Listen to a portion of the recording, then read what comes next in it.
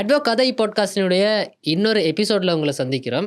இன்னைக்கு எங்களுடைய எபிசோடில் தற்காலிகமாக நடந்திருக்கக்கூடிய இன்னும் எதிர்காலத்தில் வரக்கூடிய ஒரு பிரச்சனையை பற்றி தான் நாங்கள் பேச போகிறோம். எல்னினோ அண்ட் அதோடு சேர்ந்திருக்கக்கூடிய காலநிலை பிரச்சனைகளும் ஃபுட் செக்யூரிட்டி பற்றி தான் இந்த எபிசோடில் நாங்கள் பேச போகிறோம்.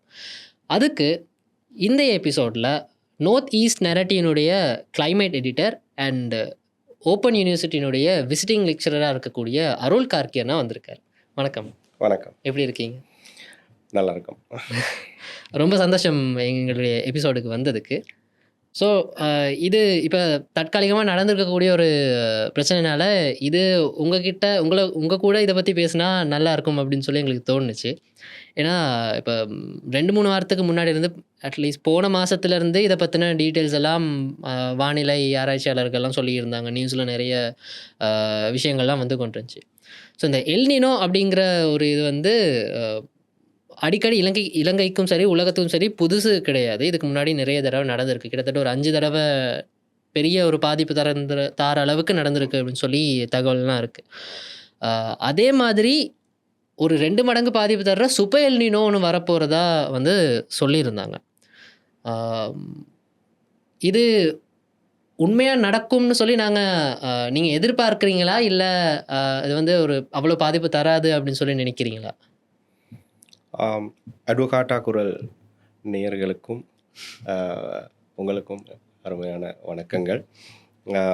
சமகாலத்தில் நாங்கள் பார்க்கக்கூடிய இந்த காலநிலை மாற்றத்தோடு தொடர்புடைய இந்த எல்னினோ பிரச்சினை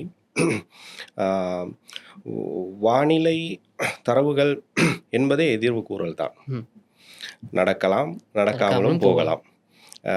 எனவே இதனை ஒரு எதிர்வு கூறலாக மட்டும் நாங்கள் மட்டுப்படுத்தி விடாமல் நாங்கள் இதன் பின்னால் உள்ள உண்மைகளையும் அதற்கு எங்களது தயார் நிலைகளையும் பற்றி நாங்கள் பேசுகிறது பொருத்தமாக இருக்கும். நீங்கள் சொன்ன மாதிரி எல்னினோ என்பது ஒரு திடீரென்று நடக்கக்கூடிய ஒரு நிகழ்வு அல்ல. அது இந்த பூமி பந்தின் ஒரு இயல்பான நடத்தை. கிழக்கு பசிபிக் பெருங்கடலில் ஏற்படுற இந்த வெப்பநிலை மாற்றங்கள்னால ஏற்படக்கூடிய ஒரு சாதாரண நிகழ்வு தான் இது. ஆனால் இப்போ நாங்கள் சூப்பர் எல்னினோ பற்றி பேச தலைப்பட்டிருக்கோம் அப்படின்னு சொன்னால் இந்த பிரச்சினை தீவிரமடைஞ்சிருக்கு. அப்போ இதுக்கு நாங்கள் வெறுமனே வானிலை நிலவரங்களை மட்டும் காரணம் காட்டாமல் சில மனித செயற்பாடுகளோடையும் இதை இணைச்சி பார்க்கறது தான் பொருத்தமாக இருக்கும்.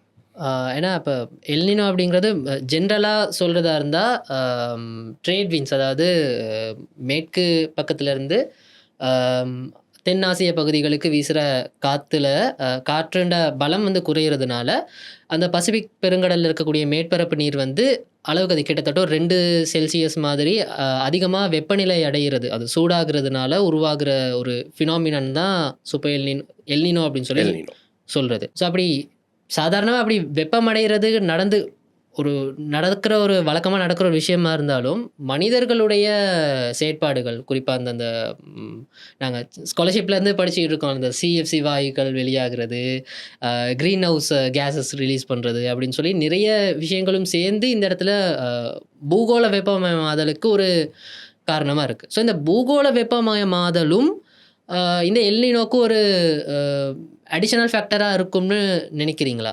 நிச்சயமாக. எல்னினோன்ற அளவு அப்படின்றது சாதாரணமாக 1.48 பாகை செல்சியஸுக்கு மேலே வெப்பநிலை உயர்வது நாங்கள் எல்னினோ என்று சொல்லுவோம். கொப்பர்னிக்கஸ் கிளைமேட் சேஞ்ச் அகாடமின்ற சமீபத்திய ஆய்வின்படி இந்த பெருமானத்தை நாங்கள் 2023 கடந்துட்டோம். அப்போ சர்வதேச காலநிலை மாற்றம் சம்பந்தமான முக்கியமான ஒரு உடன்படிக்கையான பாரிஸ் உடன்படிக்கை நீங்கள் கேள்விப்பட்டிருப்பீங்க. இந்த பாரிஸ் அக்ரிமெண்ட். இந்த பாரிஸ் அக்ரிமெண்ட்டில் சர்வதேச நாடுகள் இணைஞ்சி தீர்மானித்த பெருமானம் 1.5 பாகை செல்சியஸை விட அதிகமாக போகக்கூடாது. அப்போ அதை நாங்கள் 2-3 வருடங்களுக்கு முன்னாடி கடந்துட்டோம். அப்போ கொப்பர்னிக்கஸ் கிளைமேட் சயின்ஸுன்ற சமீபத்திய புள்ளிவிபரம் நாங்கள் இப்போவும் இருக்கிறது இந்த சூப்பர் எல்னினோங்கிற ஒரு நிலையில தான் இருக்கிறோம். அது நீங்கள் சொன்ன மாதிரி இந்த கரியமில வாயுவின் வெளியேற்றம், அதே போன்று வளிமண்டலத்தில் நிலை கொள்கிற கார்பன் அளவு, அந்த கார்பன் அளவை வந்து பார்ட்ஸ் பெர் மில்லியன் நாங்கள் சொல்லுவோம். 425 ppm சொல்லுவாங்க. அந்த வளிமண்டலத்தில் இருக்கிற அந்த கார்பன் அளவு கூடும்போது புவி வெப்பமடைதலுக்கு அது மிகப்பெரிய ஒரு காரணமாக இருக்கு. இதை வந்து இந்த இந்த அளவு 2023 தாண்டியாச்சு. அப்போ அதனால அதை தான் நான் ஆரம்பத்தில் சொன்னது, இது ஒரு இயற்கையான நிகழ்வு. ஆனால் மனித செயற்பாடுகளின் காரணமாக இது இன்னும் தீவிரமடையுது. சூப்பர் எல்னினோவுக்கு நாங்களும் ஒரு காரணம் அப்படிங்கிற முடிவுக்கு வரலாம். என்னன்னா இப்போ இது சூப்பர் எல்னினோ இதுக்கு முன்னாடியே நடந்திருக்கு. கிட்டத்தட்ட ஒரு 4-5 தடவை ஹிஸ்ட்ரியில் ரெக்கார்ட் ஆனதுபடி மாடர்ன் அந்த கிளைமேட் டெக்னாலஜிஸ் எல்லாம் வரதுக்கு முன்னாடியும் நடந்திருக்கு. அந்த அந்த அந்த சூப்பர் எல்னினோ ரெக்கார்ட் பண்ணுறதுக்கான டெக்னாலஜிஸ் வந்ததுக்கு அப்புறமே ஒரு கிட்டத்தட்ட ஒரு 3-4 தடவை நடந்துருச்சு. 1877 அந்த காலப்பகுதியில், அதுக்கப்புறம் 97-98 காலப்பகுதியிலையும் வந்துச்சு. 97-98 வந்து கிட்டத்தட்ட ஒரு ட்ரில்லியன் கணக்கில் உலகளவில் அந்த எக்கனாமிக்கல் லாஸை உருவாக்குற மாதிரியான பாதிப்பு அது தந்துருந்துச்சு. அண்ட் இந்தியாவில் வந்து அதுக்கு முன்னாடி நடந்தப்போ கிரேட் ஃபேமைன்னு சொல்லி பெருவறட்சி காலப்பகுதியெல்லாம் இருந்துச்சு. ஸோ அதுக்கு அப்போவே அந்த மாதிரி ஒரு பாதிப்பு தர்றப்போ இப்போ இருக்கிற இந்த டெக்னாலஜிஸ், இந்த வாயு வெளியேற்றங்கள், சூழலுக்கு நாங்கள் கொடுக்குற பாதிப்புகள்லாம் சேர்ந்து அது இன்னும் பெரிய பாதிப்பு தருது அப்படிங்கிறது ஒரு கன்சர்னான விஷயமா இருக்குது. அப்படி தான் நான் யோசிக்கிறேன். அண்ட் அதில் இன்னொரு கன்ஃபியூசிங்கான ஒரு பாயிண்ட் இருக்கிற மாதிரி எனக்கு தெரியுது. என்னோட புரிதல் அப்படியான்னு தெரியல. என்னென்னா இப்போ சாதாரணமாக எல்னினோ அப்படின்னு சொல்லி வரப்போ ஒன்று அளவுக்கு அதிகமாக வெயில் இருக்கும், அப்படி இல்லாட்டி அளவுக்கு அதிகமாக மழை இருக்கும் அப்படின்னு சொல்லி அந்த 2 பாயிண்ட்டுமே இருக்குது இந்த இடத்துல. ஸோ இப்போ இந்த சூப்பர் எல்னினோன்னு சொல்லி சொல்கிறப்போ இப்போ இலங்கையை சுற்றி இருக்கிற இந்த காலநிலை பார்த்தீங்கன்னு சொன்னால் ஒரு போன வாரம் வந்து நல்ல மழை பெஞ்சு இருந்தது. இப்போ திடீர்னு வந்து வெயில் அடிக்குது. அண்ட் வெயில் அடிக்கிற நேரமே திடீர்னு வெயில் இல்லாமல் போயிட்டு மழை வந்துட்டு திருப்பி மறுபடியும் வெயில் அடிக்குது. ஸோ இப்படி மாறி மாறி நடந்துக்கிட்டு இருக்கு. இப்படி வெயிலும் இருக்குது மழையும் இருக்குங்கிறப்போ அதை வந்து நாங்கள் கிளைமேட் விப்ளாஷ் அப்படின்னு சொல்லி ஒரு சயின்டிஃபிக் டேர்மில் நாங்கள் அதை பார்ப்போம். இப்போ நாங்கள் இருக்கிற அந்த பீரியட் வந்து சூப்பர் எல்னினோக்கான அறிகுறி பீரியடுக்குள்ளே இருக்கிறோமா, இல்லை நாம் அந்த கிளைமேட் விப்ளாஷை நாங்கள் ஃபேஸ் பண்ணி இருக்கிறோமா? இது என்ன கன்ட்ரடிக்டடாக இருக்கிறனால எனக்கு அது கொஞ்சம். நீங்கள் சொல்கிற 2 விஷயமுமே நடக்குது. ஓகே. எப்படின்னா நாங்கள் முதலாவது இந்த நீங்கள் உதாரணம் காட்டின இந்த காலநிலை நிச்சயமற்ற தன்மை, இந்த காலநிலை நிச்சயமற்ற தன்மைங்கிறத நாங்கள் அடிக்கடி இப்போ அனுபவிக்கிறோம். ஓகே. ஆனால் ஒரு கடந்த காலங்களை நாங்கள் பொறுத்த வரைக்கும் ஒரு வெள்ளம் அப்படின்றால் அது ஒரு ரேரான ஒரு சம்பவம். 2015 சென்னை வெள்ளம்ங்கிறது வந்து ஒரு எதிர்பார்க்கவே நடந்தது. ஆனால் அதற்கு பிறகு சமீப காலமாக வெள்ளம் அப்படிங்கிறது ஒரு சாதாரண பருவமழை மாதிரி. டிசம்பர் ஆனாலே வந்து போட்லாம் வாங்கி வச்சுக்குவோம் அப்படிங்கிற மாதிரி இது பண்ணிட்டாங்க. அப்போ இந்த காலநிலை நிச்சயமற்ற தன்மை இந்த காலநிலை மாற்றத்தின் தீவிரத்தை எங்களுக்கு உணர்த்துது. இப்போ இருக்கிற தொழில்நுட்பங்களை பயன்படுத்தி நாங்கள் இந்த காலநிலை மாற்றத்தின் தீவிரத்தை அளவிடக்கூடியதாக இருக்கு.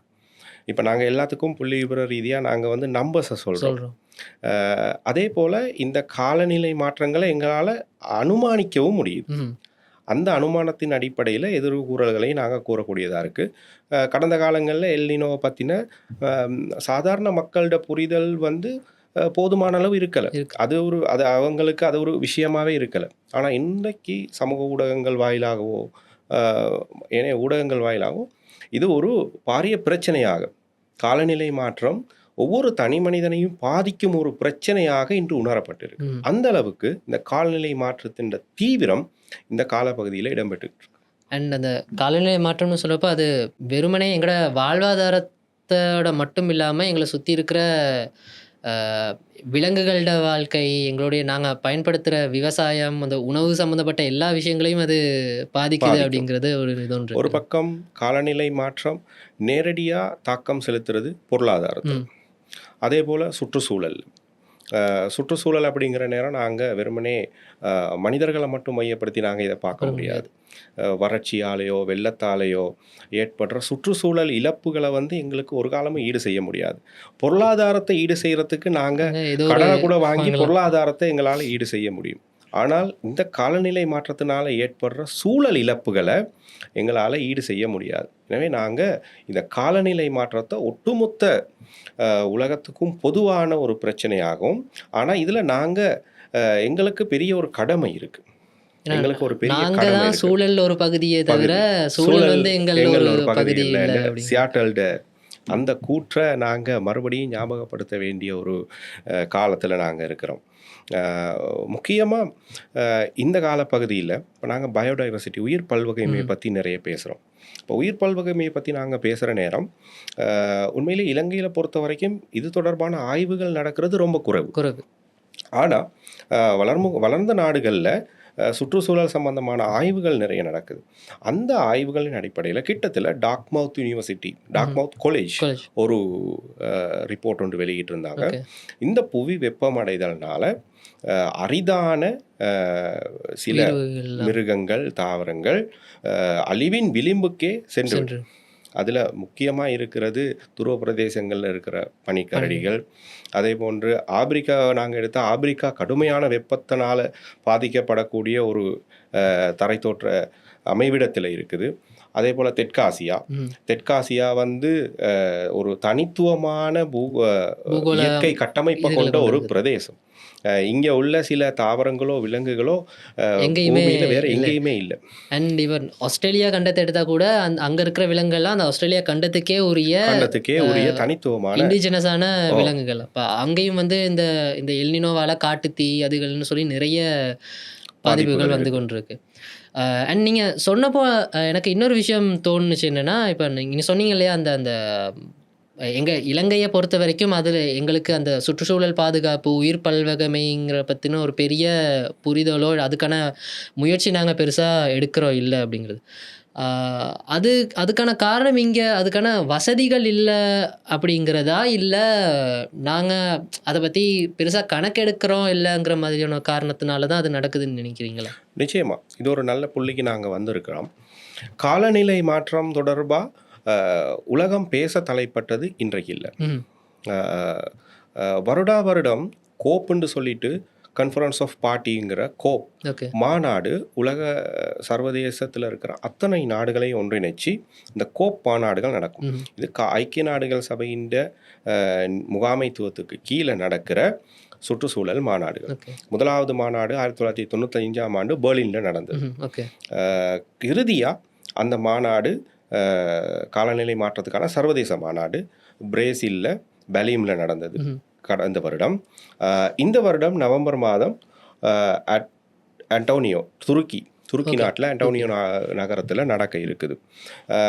இந்த மாநாடுகளை பொறுத்த வரைக்கும் ஐக்கிய நாடுகள் சபையில் உறுப்பு நாடுகள் அத்தனையும் இந்த பங்கேற்கணும், அது கட்டாயம். அப்போ இலங்கையும் அதில் பங்கேற்கக்கூடிய ஒரு நாடு. அதே போல் கோப் 15 கடந்த 2022ஆம் ஆண்டு கிழக்கு ஆப்பிரிக்காவில் கென்யாவின் நைரோபியில் நடந்தது. அதில் இலங்கையை பிரதிநிதித்துவப்படுத்தி நான் பங்கு பெற்றேன். ஸோ ஆனால் அங்கெல்லாம் உணரப்பட்ட ஒரு குறைபாடு என்னன்னா, அரசாங்க மட்டத்தில் சுற்றுச்சூழல் சார்ந்த விடயங்களுக்கோ அல்லது காலநிலை மாற்றம் சம்பந்தப்பட்ட சர்வதேச இவ்வாறான ஒரு கூட்டமைப்புகளுக்கோ அரசாங்கங்கள் ஆர்வம் செலுத்துறது குறைவாக இருந்தது. ஆனால் எல்லா நாடுகளும் அதில் பங்கேற்கணும். கிட்டத்தட்ட நாங்கள் பார்த்தீங்கன்னா பாரிஸ் உடன்படிக்கையிலையும் இலங்கை கைச்சாத்திட்டு இருக்கு.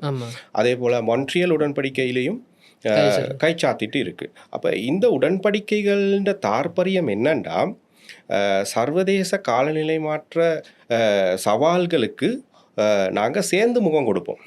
இது ஒரு தனியாக ஒரு நாடு மட்டும் செய்யக்கூடிய காரணம் விஷயம் இல்லை. அப்போ இதுக்கு சர்வதேச ஒத்துழைப்புங்கிறது ஒரு முக்கியமான ஒரு விஷயம். அப்போ நீங்கள் கேட்ட கேள்வியின்படி ஏன் இலங்கை பின்தங்கி இருக்கு அப்படிங்கிற ரீதியில் எங்களுக்கு இந்த துறை சார்ந்த வல்லுநர்கள் இருக்காங்க. பட் இங்க இல்ல, அவங்க இங்க இல்லை. ஓகே, அது ஒரு பிரச்சனை. அரசாங்க முகாமைத்துவத்துக்கு கீழே, நிர்வாகத்துக்கு கீழே பல்வேறு அமைப்புகள் இருக்குது, திணைக்களங்கள் இருக்குது. சுற்றுச்சூழல் சம்பந்தப்பட்ட திணைக்களங்கள், காலநிலை மாற்றம் சம்பந்தமான திணைக்களங்கள், ஆய்வு நிறுவனங்கள், டிஆர்ஐ எடுத்துக்கொண்டா தேயிலை ஆராய்ச்சி நிலையம் இருக்கிறது, ஹெக்டகொப்பைகடுவ விவசாய ஆராய்ச்சி நிலையம் இருக்கிறது, ரப்பருக்கென்று தனியாக, தெங்குக்கு தனியாக ஆராய்ச்சி நிலையங்கள் எல்லாம் இருக்கிறது. இப்போ நாங்கள் உண்மையிலேயே விவசாய பின்னணியை கொண்ட ஒரு நாடு, காலநிலை மாற்றத்தினால கடுமையாக நாங்கள் பாதிக்கப்பட போகிறோம் அப்படிங்கிற ரீதியில் இன்னொரு புள்ளி விவரமும் இருக்குது. காலநிலை மாற்றத்தில் அதிகமாக பாதிக்கப்படக்கூடிய முதல் 10 நாடுகளுக்குள்ள எப்பயும் இலங்கை இருக்கு. ஒரு சமயம் 2வது இடத்துலையும் இருந்தது. அந்த தரவு வந்து ஜெர்மன் வாட்ச்ங்கிற அமைப்பு வெளியிட்ட அறிக்கையின்படி எப்பயும் அந்த முதல் 10 நாடுகள் கூட எங்களது புவியியல் அமைவிடமும் அதற்கு ஒரு காரணமாக இருக்கலாம். எனவே இவ்வாறான ஒரு பாரிய சவால் இருக்கிற நாடு இந்த சர்வதேச ஒத்துழைப்புகளை இன்னும் சரியாக பாவிக்கலை அப்படிங்கிற ஒரு குறைபாடு எனக்கு தெரியும். காரணம், இப்போ நாங்கள் தொழில்நுட்பத்தை வந்து நாங்கள் எல்லாத்துக்கும் பயன்படுத்துகிறோம். ஆனால் சுற்றுச்சூழல் சம்மந்தப்பட்ட விஷயங்களுக்கோ அல்லது காலநிலை மாற்றம் சம்மந்தப்பட்ட விஷயங்களுக்கோ தொழில்நுட்பத்தை நாங்கள் பயன்படுத்துறதுங்கிறது வந்து எங்களுக்கு அதற்கான பயிற்சியும் அதுக்கு தேவையான நிதி ஒதுக்கீடுகளும் அரசாங்க மட்டத்தில் கொள்கை உருவாக்க ரீதியில் எங்களுக்கு இன்னும் கிடைக்கல. அப்போ நாங்கள் எப்பயுமே ஒரு பாதிக்கப்படக்கூடிய நாடாக இருக்கிறோம், அதே நேரத்தில் நாங்கள் ஒரு தங்கி இருக்கிற நாடாகவும் இருக்கிறோம். நாங்கள் தங்கி இருக்க நாடுன்னு சொல்கிறப்போ எங்களுடைய நிறைய விஷயங்கள் மற்ற நாடுகளோட நிச்சயத்தில் தான் தங்கி இருக்குது இல்லையா? இந்த கோப் மாநாடுகளை பொறுத்த வரைக்கும் அங்கே பேசப்படுற விஷயங்கள் ஒவ்வொரு நாடும் எதிர்கொள்கிற பிரச்சனைகள் தனித்துவமானது. இப்போ நாங்கள் ஆப்பிரிக்காவை எடுத்துக்கிட்டால், நான் ஆப்பிரிக்காவில் பல நாடுகளுக்கு விஜயம் செய்திருக்கேன். அங்கே உள்ள பிரச்சனைகள், அவர்களுக்கு பிரதான பிரச்சனை குடிநீர் பிரச்சனை. அதே போல் வைல்ட் லைஃபுக்கு வந்து நாங்கள் ஒரு கிங்டமாக சொல்கிறது ஆப்பிரிக்காவை. நிறைய நாடுகள் இந்த டூரிசம்னால, வைல்ட் லைஃப் டூரிசம்னாலேயே ஆப்பிரிக்காவில் அந்த துறையில் மட்டுமே தங்கி இருக்கக்கூடிய நாடுகள், அவங்களுக்கு வேறு வருமானங்கள் எதுவுமே இல்லை.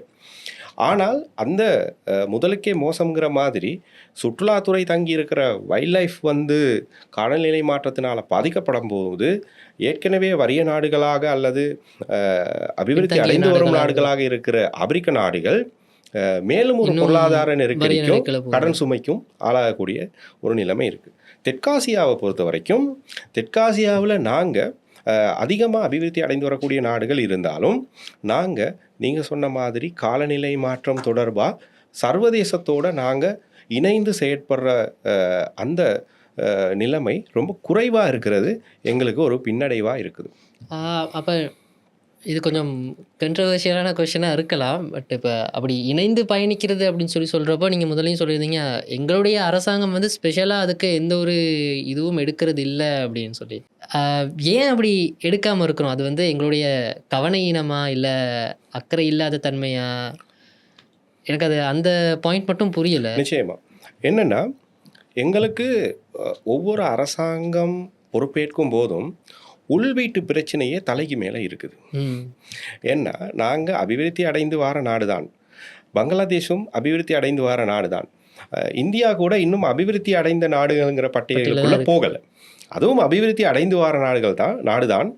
ஆனால் நாங்கள் தெற்காசியாவுக்குள்ளேயே நாங்கள் கடுமையான உள்வீட்டு பிரச்சனைகளால் பாதிக்கப்பட்டு இருக்கிறோம். ஒன்று சமீப உதாரணங்களை நாங்கள் எடுத்து பார்த்தா, எங்களுக்கு கோவிட் பெருந்தொற்று தாக்கத்தில் கடுமையாக நாங்கள் பாதிக்கப்பட்டோம். அதிலிருந்து நாங்கள் மீண்டு வர்றதுக்கு போதிய அவகாசம் எடுத்துக்கொள்ள முன்னவே எங்களுக்கு ஒரு பொருளாதார நெருக்கடி வந்தது. பொருளாதார நெருக்கடி, அதனைத் தொடர்ந்து நடந்த ஆட்சி மாற்றங்கள், இவ்வாறான இந்த அரசியல் தளம்பல் நிலை ஒரு நிலையான வெளியுறவு கொள்கையை எங்களுக்கு கடைபிடிக்கிறதுக்கே ஒரு பெரிய சேலஞ்ச் ஆகிருக்குது. அது மட்டும் இல்லாமல் இப்போ நாங்கள் சர்வதேச ஒத்துழைப்புண்டு சாதாரணமாக சொல்லிவிட முடியாது. இப்போ நாங்கள் climate சேஞ்ச் பற்றி நாங்கள் பேசுகிற நேரம் climate justice என்று ஒரு டாபிக் கொண்டு கேள்விப்பட்டிருப்பீங்க. climate justice. இப்போ இதை வந்து நாங்கள் காலநிலை நீதின்னு நாங்கள் தமிழில் சொல்லுவோம். காலநிலை நீதி. இந்த காலநிலை நீதியை நாங்கள் எப்படி பெற்றுக்கொள்கிறது அப்படின்னு சொன்னால், எளிமையாக நாங்கள் சொல்ல போனால், இந்த பூகோள காலநிலை மாற்றத்துக்கு அதிகமான பங்களிப்புகளை செய்கிற நாடுகள், வல்லரசுகள் அதனை ஈடு செய்வதற்கும் அதிகமாக செலுத்த வேண்டும் என்பதுதான் இந்த காலநிலை நீதி. ஓகே. இப்போ இந்த கரியமில வாயுண்ட தொகையை பற்றி நாங்கள் பேசணும். அதிகமாக வளிமண்டலத்துக்கு கரியமில வாயுவை வெளியிடுற நாடுகள் எதுன்னு பார்த்தா அபிவிருத்தி அடைந்த நாடுகள், குறிப்பாக அந்த கண்ட்ரிஸ் தான் என்ன செய்கிறாங்கன்னா இதுக்கு தாக்கம் செலுத்துகிறாங்க. ஆனால் எங்கோ ஒரு மூலையில் இருக்கிற இலங்கையில் இருக்கிற ஒரு விவசாயியோ, ஒரு தேயிலை தோட்டத்தில் இருக்கிற ஒரு குடும்பமோ அல்லது ஒரு ஆதிவாசியோ இதனால் பாதிக்கப்படுறாங்க. அவர்கள் எந்த விதத்திலையும் இந்த காலநிலை மாற்றத்துக்கு நேரடியாக பங்களிப்பு செய்யாதவர்கள். அப்போ காலநிலை நீதி என்பது பாரிஸ் உடன்படிக்கையின் படி அதிகமாக பாதிப்புகளை செய்தவர்கள் தான் அதிகமாக இழப்பீட்டை வழங்கணும். அப்போ அதற்கான ஒரு சர்வதேச பொறிமுறையை மொன்ட்ரியல் பிரகடனம் வந்து உருவாக்கி வச்சிருக்கு. கனடாவில் நடந்த மொன்ட்ரியலில் நடந்த இந்த காலநிலை மாற்றம் தொடர்பான கலந்துரையாடலில் ஒரு பிரகடனம் ஏற்படுத்தப்பட்டது. அதற்கு இந்த அபிவிருத்தி அடைந்த நாடுகளும் ஒத்துக்கொண்டாங்க. என்னென்னா எங்களால் தான் பெரிய பாதிப்புகள் வருது, அப்போ இதுக்கு எந்த விதத்துலையும் சம்மந்தம் இல்லாத அபிவிருத்தி அடைந்த நாடுகள் இதை சுமக்கிறாங்க, அப்போ ஸோ அவங்களுக்கு நாங்கள் இழப்பீடுகளை வழங்கணும். அப்போ இவ்வாறான ஒரு சர்வதேச நிதி பொறிமுறை இருக்கிற நேரம் எங்களது அரசாங்கம் கொள்கைகளை சரியாக ஸ்திரப்படுத்தி அதனை பெறுவதற்கான முயற்சிகளை அவங்க வந்து செய்யணும். அதற்கு நாங்கள் சொல்லுவோம் climate finance என்று, காலநிலை நிதி. அப்போ காலநிலை நிதி எப்படி சேர்க்கப்படும்னு சொன்னால், அபிவிருத்தி அடைந்த நாடுகள் தான் இந்த காலநிலை மாற்றத்துக்கு பெரிய பங்களிப்பை செலுத்துகிறாங்கங்கிற நேரம் அந்த காலநிலை நிதி அந்த அந்த ஃபண்டுக்கும் அவங்க தான் அதிகமான நிதியை செலுத்தணும். அந்த நிதியை பாதிக்கப்படுற சமூகங்களுக்கும் பகிர்ந்தளிக்கணும். எனக்கு இன்னொரு அதில் டவுட், நீங்கள் முதல்ல சொன்னதில் ஒரு இது ஒன்று இருந்துச்சு. இப்போ நீங்கள் சொன்னீங்க, இப்போ இலங்கையோட அமைவிடம் பற்றி சொல்லியிருந்தீங்க. பட் நாங்கள் சின்ன வயசுலேருந்து படித்தது எப்படின்னு சொன்னால், இலங்கை வந்து இந்து சமுத்திரத்தின் அந்த நடுவில் இருக்குது, பூமத்திய ரேகைக்கு பக்கத்துலேயே இருக்குது. அதனால வந்து வருடம் முழுவதுமே வந்து வெயிலும் சரி மழையும் சரி சீரான வாழ்நிலை ஒன்று கிடைக்கும். அதனால பெரிய ஒரு பாதிப்பும் இல்லை. பட் நீங்கள் வந்து அதை வந்து லைக் இலங்கையோட அமைவிடம்னால இலங்கை வந்து அதனால அதிகமாக பாதிக்கப்படுது அப்படின்னு சொல்கிறீங்க. ஸோ அது நிச்சயமாக முரண்பாடாக கடல் மட்ட உயர்வை பற்றி பேசி கொண்டிருக்கோம். இப்போ நாங்கள் ஒரு தீவு நாடு. தீவு நாடுங்கிற நேரம் எங்களுக்கு ரெண்டு பக்கமும் இருக்குது. இப்போ எல்னினோவாலையும் எங்களது பாதிப்புகளை, இந்த நாட்டுக்கான பாதிப்புகளை தணிக்கிறது மத்திய மலை நாடும் இந்த நாட்டை சூழ உள்ள கடல் பிரதேசமும் தான். அந்த வறட்சியை கொஞ்சமாவது தணிக்கிறதுக்கான பங்களிப்பை செய்கிறது இந்த நாட்டின் இந்த அமைவிடம். அதே போல் நாங்கள் காலநிலை ராஜதந்திரம்னு ஒரு விஷயம் இருக்குது, கிளைமேட் டிப்ளமசி. ஸோ இப்போ இதை வச்சு நாங்கள் பார்க்குற நேரம் எங்களுக்கு நாங்கள் ஒரு இந்து சமுத்திரத்தில் வந்து நாங்கள் தனியாக இருக்கக்கூடிய ஒரு நாடு அப்படிங்கிற ரீதியில் கரையோர சமூகங்கள் இன்று கடல் மட்ட உயர்வு, கடல் அரிப்பு, மீன்கள வளம் குறைகிறதுனால பாரிய சமூக பொருளாதார பிரச்சனைகளுக்கும் முகம் கொடுக்குறாங்க. சர்வதேச குப்பைகள் வந்து நிறைகிற இடமாகத்தான் எங்களது கடல் இன்னும் இருக்குது. ஸோ இவ்வாறான பாதிப்புகளும் எங்களுக்கு இருக்குது. இப்போ நாங்கள் எடுத்து பார்த்தோம்னா, எப்படி மத்திய மலைநாடோ அல்லது உலர்வலய விவசாயிகளோ இந்த காலநிலை மாற்றத்தினால் பாதிக்கப்படுற அதே நேரம் கரையோர சமூகங்கள் பற்றியும் நாங்கள் கவனத்தில் கொள்ள வேண்டி இருக்குது. ஓகேண்ணா. ஸோ இப்போ நாங்கள் அது ஒரு ரொம்ப காம்ப்ளிகேட்டடான சிக்கல் தன்மை உள்ள ஒரு டாப்பிக்கை பற்றி தான் நாங்கள் பேசிக்கொண்டிருக்கோம். ஏன்னா இப்போ நாங்கள் காலநிலை மாற்றம்னு சொல்லும்போது அந்த காலநிலை மாற்றம் டிரெக்டாக எதில் தாக்கம் செலுத்துது அப்படின்னா எங்களுடைய விவசாயத்தில் தான். ஏன்னா இப்போ வந்து அந்த யாழ சீசன் வந்து நடந்து கொண்டிருக்கு. அண்ட் இப்போ யாழ சீசன் வந்து பெரும்பாலும் எதில் தங்கி இருக்குன்னா எங்களுடைய தென்மேற்கு பருவக்காற்றில் தான் தங்கி இருக்குது.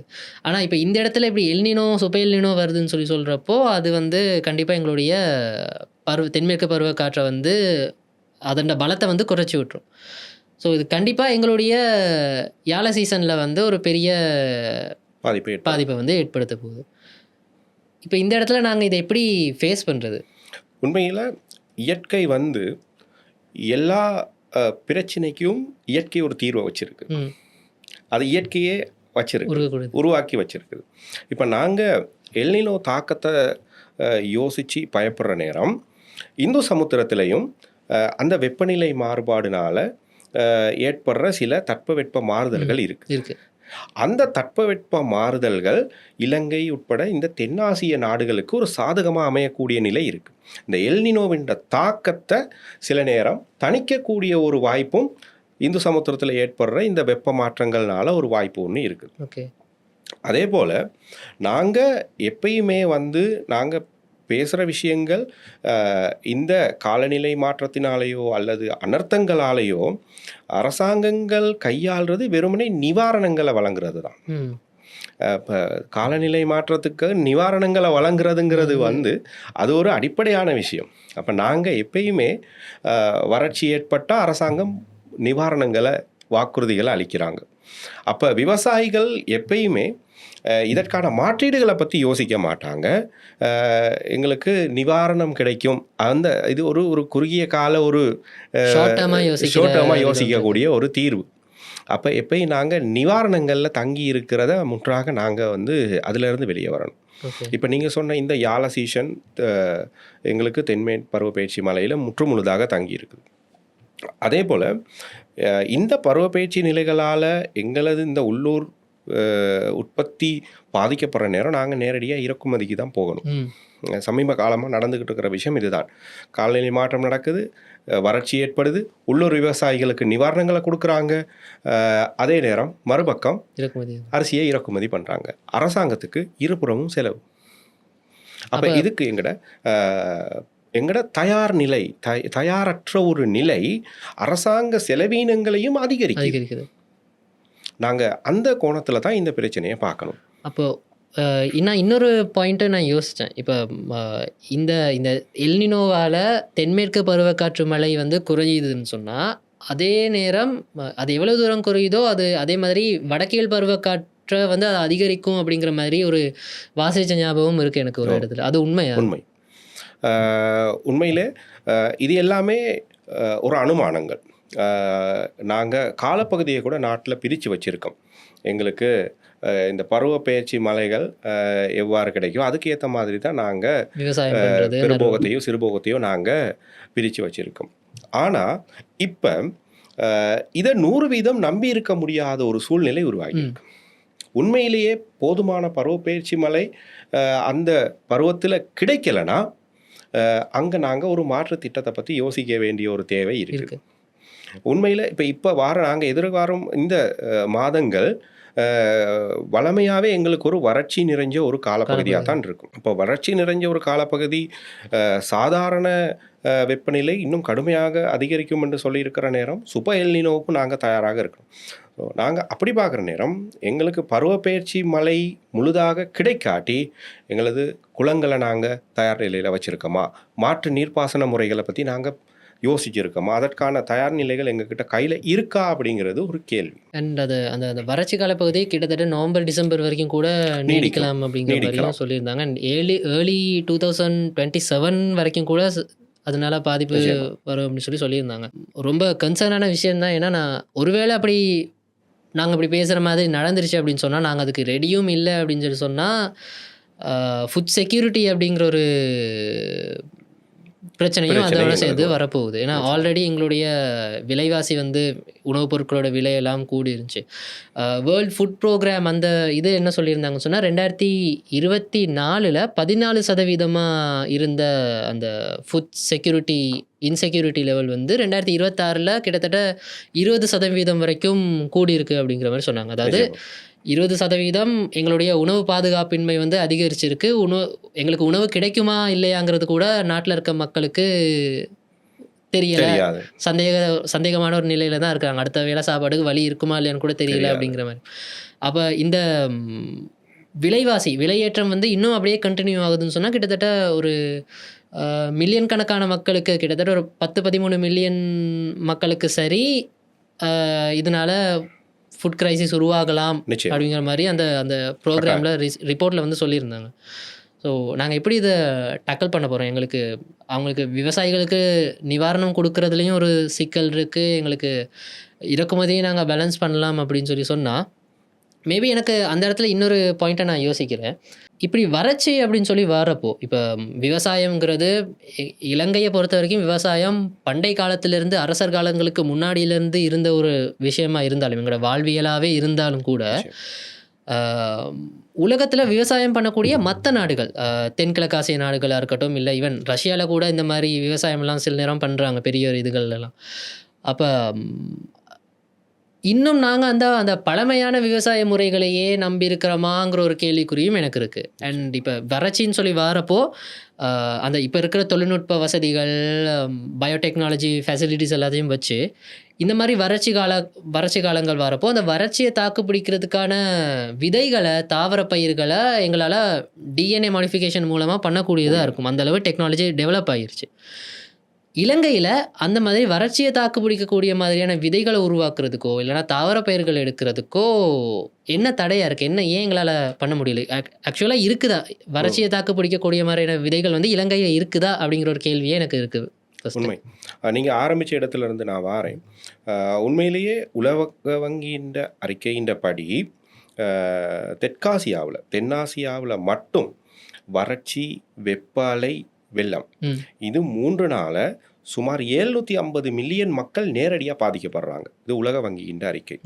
அதே போல் உலக உணவு அமைப்பின் அறிக்கையின் படி 2016-2017 ஏற்பட்ட இந்த எல்னினோ தாக்கத்தினால 40% விவசாய நிலங்கள் நேரடியாக பாதிக்கப்பட்டுச்சு. அது ஈடு செய்ய முடியாது. இழப்பீடுகளுக்கு உள்ளால தான் விவசாயிகளுக்கு மானியங்கள் அல்லது நிவாரணங்கள் கூடாகத்தான் அதை வந்து கையாண்டாங்க. ஆனால் இந்த காலநிலை மாற்றத்துக்கும் மாறுகின்ற தட்பவெட்ப நிலைக்கும் ஏற்ப புதிய மாற்று இனங்களை ஏன் எங்களால் அறிமுகப்படுத்த முடியலை, அதை பரீட்சித்து பார்க்க முடியலை அப்படிங்கிற உங்களது கேள்வி மிக ஆழமானது. காரணம், நாங்கள் உண்மையில் ஒரு அபிவிருத்தி அடைஞ்சு வர நாடா எங்களுக்குள்ள மிகப்பெரிய வசதி இறக்குமதி செய்கிறது, உற்பத்தி செய்கிறதை விட லாபம். ஒரு பக்கம் நீங்கள் சொன்ன மாதிரி அந்த நடைமுறை இலகுவானது, இன்னொரு பக்கம் அது லாபகரமானது. இப்போ சாதாரணமாக ஒரு விடயத்தை நாங்கள் எடுக்கலாம். நுவரெலிய மற்றும் வெளிமட போன்ற பிரதேசங்களில் உருளைக்கிழங்கு உற்பத்தி நடக்குது. நீண்ட காலமாக நுவரெலிய உருளைக்கிழங்கு, வெளிமட உருளைக்கிழங்கு என்பது கொஞ்சம் ஃபேமஸான ஒரு விஷயம். அதிகமான சமூகங்கள் மக்கள் அதில் தங்கி இருக்காங்க. சந்தையின் விலை நிலவரத்தை இன்றைக்கு நீங்கள் எடுத்து பார்த்தாலும் நுவரெலிய உருளைக்கிழங்கு சாதாரணமாக 300 தொடக்கம் 350 ரூபாய் விலை வந்து போகுது ஒரு கிலோ. இதுவே இறக்குமதி செய்யப்படுற உருளைக்கிழங்கு 180 ரூபாயிலிருந்து 200 ரூபாய்க்குள்ளே போகுது. இப்போ கொள்வனவாளர்கள் மக்கள் எதை தெரிவு செய்வாங்க? அப்போ சந்தையில் நுகர்வோருக்கு மிக லாபகரமாக கொடுக்கக்கூடியது இறக்குமதி செய்கிற பொருட்கள்னா, நாங்கள் அதிகமான உற்பத்தி செலவில் தங்கியிருக்கிறோம் உள்ளூர் உற்பத்திகள். அப்போ எங்களுக்கு இந்த விவசாயிகளுக்கு வந்து நாங்கள் உணவு விரயம் பற்றி நாங்கள் பேசுகிறதுனாலும் இந்த விஷயம்தான் என்னென்னா, உள்ளூரில் உற்பத்தி செலவு அதிகமாக இருக்கு. உற்பத்தி செலவு அதிகமாக இருக்கிற நேரம் எப்போவுமே நுகர்வோர் அவங்களுக்கு ஒரு சந்தையில் அவங்க தேடுறது லாபகரமான பொருள். இப்போ இறக்குமதி செய்யப்படுற உணவு அவங்களுக்கு வந்து மலிவாக கிடைக்குமாக இருந்தால் அதற்கான வரவேற்பும் தேவையும் அதிகரிக்கும். இந்த காலநிலை மாற்றத்துக்கு தாக்கு பிடிக்கக்கூடிய கலப்பின நெல் விதைகளை வந்து எங்களால் ஏன் பரீட்சித்து பார்க்க முடியலை அப்படிங்கிறது உங்களது இன்னொரு கேள்வி. உண்மையில் இதை வந்து நாங்கள் ஒரு சிஸ்டமேட்டிக் ஃபெயிலியராக பார்க்கணும், ஒரு கட்டமைப்பு சார்ந்த ஒரு தோல்வியாக. என்னென்னா, எங்களுக்கு இலங்கைக்கே உரிய பாரம்பரிய விவசாய முறைகள் இருக்குது. எப்பயுமே பாரம்பரிய விவசாய முறைகள் அந்த காலப்பகுதியில் தோல்வி அடைஞ்சதாக நாங்கள் கேட்டதில்லை. தன்னிறைவாகத்தான் அந்த காலப்பகுதியில் இருந்திருக்கு. ஆனால் இப்போ ப்ராக்டிக்கலி பார்த்தா தன்னிறை எந்த ஒரு நாடுமே 100% தன்னிறைவா இருந்துற முடியாதுங்கிறது முடியாது. தான் ப்ராக்டிகலி இருக்கக்கூடிய ஒரு விஷயம். பட் நாங்க படிச்சது அப்படிதான். இலங்கை வந்து ஒரு தன்னிறைவான ஒரு நாடு. விவசாய உற்பத்தியிலும் சரி, இதுலயும் குறிப்பா விவசாயத்துல தன்னிறைவா இருந்திருக்கும் அப்படிங்கிற மாரி தான் சொல்றாங்க. பட் அப்ப அது ஓகே. இப்ப அது எங்களால தன்னிறைவா இருக்க வாய்ப்பில்ல. வாய்ப்பில்ல தானே. காரணம் இந்த உலகமயமாதல்ன்ற ஒரு விஷயம் இருக்குது. இந்த உலகமயமாதல் காலப்பகுதியில ஒரு நாடும் தன்னிறைவா இருக்க முடியாது. தங்கி இருக்கக்கூடிய நிர்பந்தங்கள் எங்களுக்கு ஏற்படுத்தப்பட்டிருக்கு. ம். ஏன் எங்களால இப்போ ஒரு தன்னிறைவடைஞ்ச உணவு நாங்க எல்லா விஷயத்தையும் விடுவோம். நாணயமோ அல்லது வேற விஷயங்களோ, உணவு உற்பத்தியில மட்டும் கூட எங்களால இன்னும் தன்னிறைவடைய முடியல.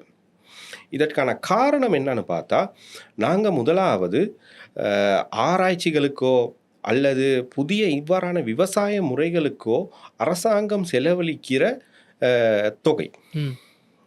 அவங்க எவ்வளவு தூரம் இந்த நாடு ஒரு கடுமையான ஊழலை சந்திச்ச ஒரு நாடு. உண்மைதான். அதே போல பல நிதி சம்பந்தப்பட்ட பல இழப்புகளை சந்திச்ச ஒரு நாடு. எனவே நாங்க எதெல்லாம் செய்யணுமோ அதெல்லாம் கைவிட்டுட்டோம். நாங்க எந்த விஷயங்களை நாங்க ஃபோக்கஸ் பண்ணணும், நாங்க சஸ்டைனபிளா யோசிக்கணும், நிலைபெறா யோசிக்கணும். எதிர்காலத்துல எங்களுக்கு வரக்கூடிய சமூக, பொருளாதார பிரச்சனைகள் என்னான்னு நாங்க ஃபோக்கஸ் பண்றதுலேருந்து தவறிட்டோம். காரணம் இந்த நீண்ட காலமா நாட்டுல ஏற்பட்டிருக்கக்கூடிய இந்த நிதி சார்ந்த சிக்கல்கள், இவ்வாறான விடயங்களுக்கு நிதி ஒதுக்குறது எங்களுக்கு ஒரு பெரிய சவாலா இருந்திருக்கு. இப்ப நாங்க முதல்ல பேசினதை போல அந்த காலநிலை மாற்றத்தையோ, சுற்றுச்சூழல் சம்பந்தப்பட்ட விடயங்களுக்கோ இன்றைக்கு வரைக்கும் போதிய அளவான அரச அனுசரணை இல்லைங்கிறது ஒரு பெரிய குறைபாடு. அதுதான் மூல இன்னைக்கு காரணமா இருக்கும். நிச்சயமா. நான் சமீபத்துல சமூக வலைத்தளத்துல ஒரு பதிவு ஒன்று பார்த்தேன். ம். ஒரு தன்னார்வ நிறுவனம், ஒரு இளைஞர் குழு யாழ்ப்பாண குடாநாட்டில் இருக்கிற குளங்களை சுத்தம் செய்கிற பணியை துவங்கி இருக்கிறாங்க. ஓகே. அதோட உண்மைத்தன்மையை பற்றி எனக்கு தெரியாது. ஆனால் அவர்கள் புள்ளி விவரத்தோடு அதை சொல்லியிருந்தாங்க. யாழ்குடா நாட்டில் உள்ள பழைய குளங்களை அவர்கள் சொந்த முயற்சியில் புனர் நிர்மாணம் செய்கிறாங்க. அப்போ மக்களுக்கான தேவை அங்கே உணரப்பட்டிருக்கு. ஆனால் அதற்கு தேவையான அரச அனுசரணை வந்து கிடைக்கல. அப்போ மக்கள் எப்பயுமே அவங்க தயார் நிலையில் இருக்கிறதுக்கு ரெடி. அதே போல் இந்த மாற்றங்கள், காலநிலை மாற்றமோ பொருளாதார பாதிப்புகளோ நேரடியாக மக்கள் தலையில் தான் சுமத்தப்படுது. அரசாங்கங்கள் ஒரு குறிப்பிட்ட காலத்தில் அவங்க கொள்கையையும் தூக்கிட்டு அவங்க போயிடுறாங்க. ஆனால் மக்கள் எப்போதும் பாதிக்கப்படக்கூடிய, தங்கி இருக்கக்கூடிய ஒரு நிலையில் தான் இருக்காங்க. இதுதான் இங்கே இலங்கையில் இருக்கக்கூடிய விவசாயம் ஏன் தோல்வி அடைஞ்சிருக்கு அப்படிங்கிறதுக்கான ஒரு பிரதான காரணமாக இருக்கும் எனது அறிவின் அடிப்படையில். அதே போல் இலங்கைக்கு மிகப்பெரிய ஒரு அந்நிய செலாவணியை கொண்டு வர இந்த பெருந்தோட்டத்துறை. பெருந்தோட்டத்துறை என்பது விவசாயத்தை போலவே இன்னொரு பெரிய ஒரு இண்டஸ்ட்ரி ஸ்ரீலங்காவில். அப்போ தேயிலையை நாங்கள் எடுத்து பார்க்கலாம். தேயிலை, அதே போல் ரப்பர் பயிற்சியை காலநிலை மாற்றத்தினால இந்த தேயிலையும் ரப்பரும் கடுமையாக பாதிக்கப்படக்கூடிய ஒரு வாய்ப்பு இருக்குது. இப்போவே அதற்கான அறிகுறிகள் தென்படுது. சர்வதேச சந்தையில் சிலோன் டீக்கு இருக்கக்கூடிய ஒரு தனித்துவம், அந்த மார்க்கெட் வேல்யூ எங்களுக்கு எதிர்காலத்தில் குறையக்கூடிய ஒரு பாரிய ஒரு பிரச்சனை இருக்குது.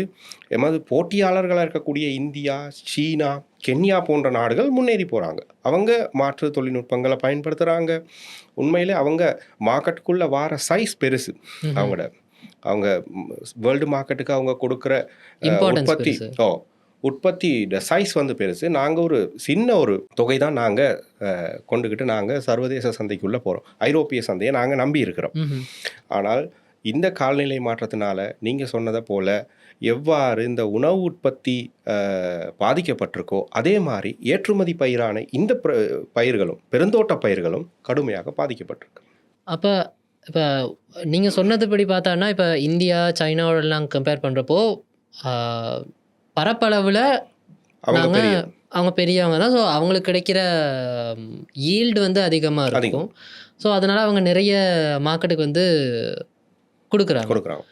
ஸோ நாங்கள் எப்படி கம்பீட் பண்ணோம்? ஏன்னா வேர்ல்டு மார்க்கெட்டு அப்படிங்கிறது வந்து கம்பெடிஷனை பேஸ் பண்ணி தானே நடக்குது. போட்டித்தன்மையை வச்சு தான் நாங்கள் எல்லாமே பண்ணுறோம். ஸோ எப்படி எங்களால் கம்பீட் பண்ண எங்களுக்கு ஒரே ஒரு சந்தர்ப்பம் தான் இருக்குது. நாங்கள் கொடுக்கக்கூடிய தரம். எங்களது அந்த தேயிலையின் தரத்தை மட்டுமே வச்சு கொண்டு தான் நாங்கள் போராட வேண்டி இருக்குது இந்த சர்வதேச சந்தையில். ஓகே. கென்யாவை எடுத்து பார்த்தா அவங்க இந்த climate அடாப்டேஷன்னு சொல்கிறது, காலநிலை தழுவல் சம்பந்தப்பட்ட சில தீர்வுகளை அவங்க முன் வச்சிருக்கிறாங்க. அது எல்லா துறைகளுக்கும், விவசாயம், பெருந்தோட்ட பயிற்சிக்கு எல்லாத்துக்கும். இந்தியாவை பொறுத்த வரைக்கும் இந்தியாவிலையும் அவர்கள் அதற்கு தயாராகி கொண்டு இருக்கின்றார்கள். சீனா இது எல்லாத்தோடையும் முன்னிலையில் இருக்கிறாங்க. அவங்க தொழில்நுட்பத்திலையும் அவங்க எப்பயோ அடிச்சுக்கொள்ளவே முடியாது. 20 வருஷம் முன்னாடியே யோசிச்சு வச்சிருவாங்களா அது?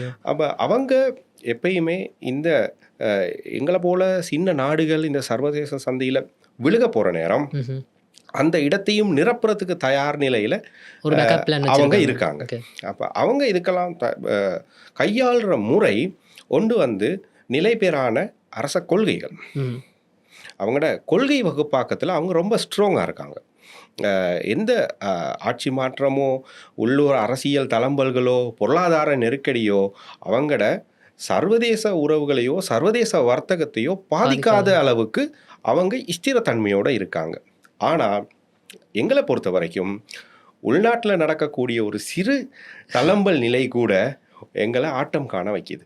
மேபி இப்படி கூட சொல்லலாமா, அவங்க இப்போ அந்த கண்ட்ரீஸில் எல்லாத்துலேயும் அவங்களோட பாலிசிஸ் வந்து கொள்கை யோசனைகள் எல்லாமே ஒரு லாங் டேர்மான ஒரு பிளானை வச்சு இருக்கும். அண்ட் அதே நேரத்தில் இப்படி ஏதாவது எக்ஸ்டர்னல் ஷாக்கோ இல்லைனா இன்டர்னல் ஷாக் வந்தாலும் கூட அந்த ஷாக்குக்கு ஏற்ற மாதிரி நீங்கள் சொன்ன மாதிரி அடாப்டபிளான மாதிரியான கொள்கைகளை அவங்க வச்சுருக்காங்க. பட் இலங்கையை பொறுத்த வரைக்கும் இன்னும் நாங்கள் அந்த ப்ரொடெக்ஷனிசம்னு சொல்கிற அந்த பாதுகாப்புவாத கொள்கைகளை வச்சுருக்கிறோமோ, இன்னும் இது இருக்குது, அஃப்கோர்ஸ் இருக்குது. பட் அதனால தான் இருக்குங்கிறது ஒரு பாயிண்டாகவும் இருக்குன்னு நினைக்கிறேன். நாங்கள் பேசுகிற இந்த எல்லா விஷயங்களும் ஒன்றோடு தொடர்புடையது. இப்போ நாங்கள் வெளியுறவு கொள்கையை பற்றி நாங்கள் பேசுகிற நேரம் நீங்கள் சொல்கிற மாதிரி அவங்கக்கிட்ட ஸ்ட்ராங்கான நிலைபேறான சஸ்டைனபிளான பாலிசிஸ் இருக்குது. ஸோ நாங்கள் பாலிசி லெவலில் வீக்காக இருக்கிறோம். அதில் முதலாவது நாங்கள் வெளியுறவு கொள்கைகளை தீர்மானிக்க முதல் நாட்டில் அமுல்படுத்த வேண்டிய கொள்கைகளை சட்டங்களை உருவாக்க வேண்டியது மிகப்பெரிய ஒரு கட்டாயம்.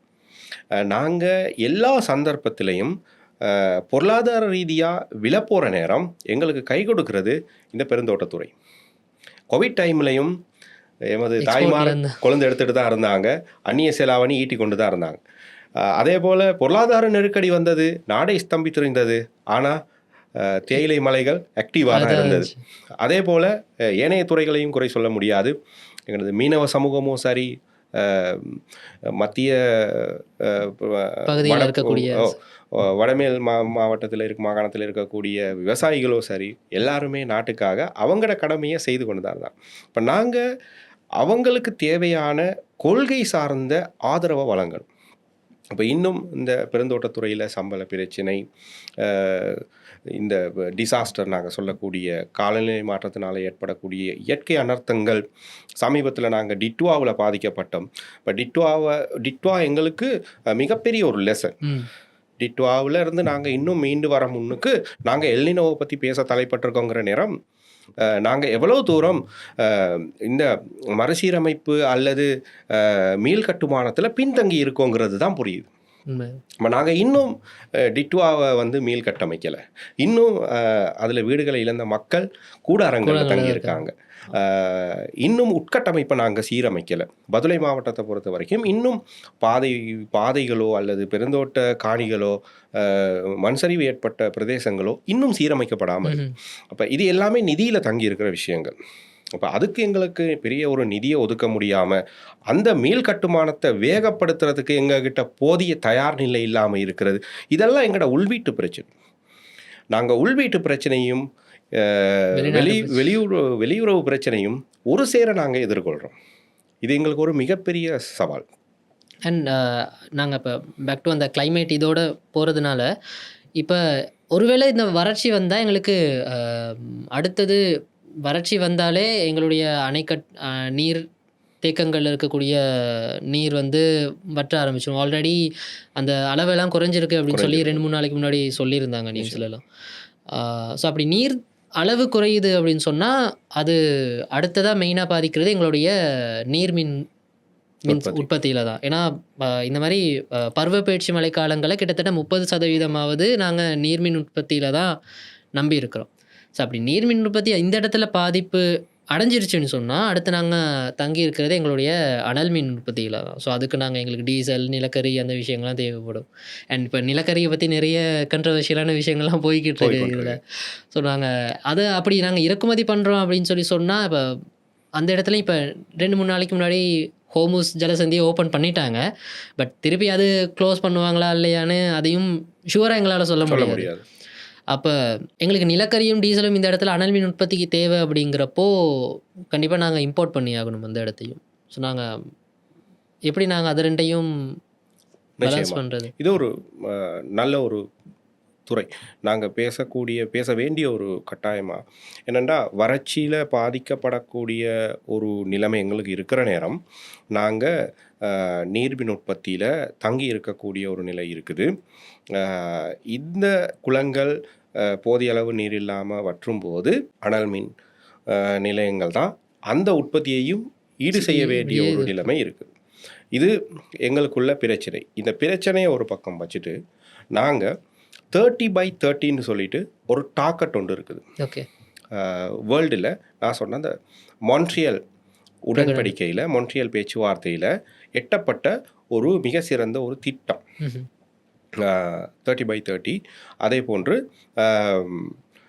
2050 நோக்கிய இலக்கு. ஓகே. டார்கெட் 250 சொல்கிறது, 2050 என்று சொல்கிறது.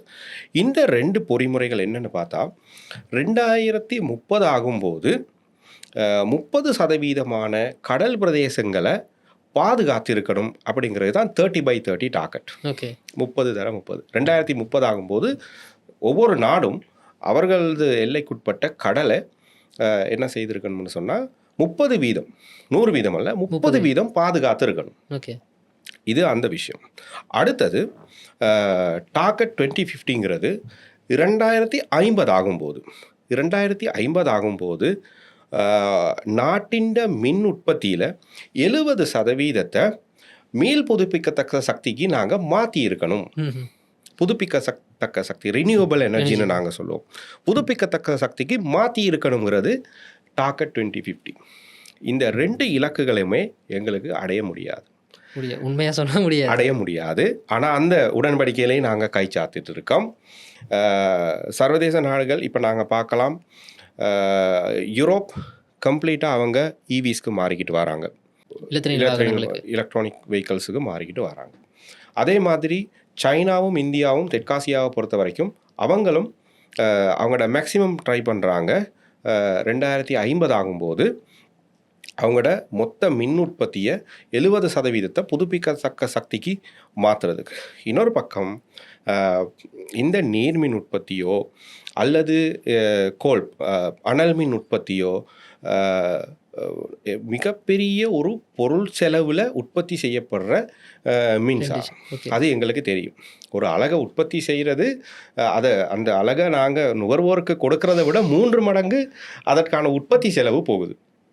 இப்போ இவ்வாறு இருக்கிற நேரம் சர்வதேச ரீதியாக வழங்கப்பட்ட டார்கெட் என்னென்னா, நாங்கள் புதுப்பிக்கத்தக்க சக்திக்கு மாறணும். ஆனால் எங்களுக்கு அதற்கான எந்த தயார் நிலையும் இல்லை நாட்டில். இப்போ நாங்கள் பார்க்கலாம், மன்னாரில் உருவாக்கப்பட்ட காற்றாலை திட்டம் சர்வதேச ரீதியான நியமங்களுக்கு அடிப்படையில் ஒரு நல்ல ஒரு திட்டம். ஆனால் அந்த திட்டத்தின் ஒரு சூழல் சார்ந்த பிரச்சினையினால் காற்றாலை திட்டம் பிழையானதுங்கிற ஒரு சமூக கருத்து ஒன்று போயிருக்கு. அது எப்படியோ அந்த சூழலுக்கோ அங்கே வாழக்கூடிய பூர்வீக மக்களுக்கோ எந்த பிரச்சனையோ பாதிப்பையோ ஏற்படுத்தக்கூடாது. அபிவிருத்திகள் எல்லாமே அப்படிதான்.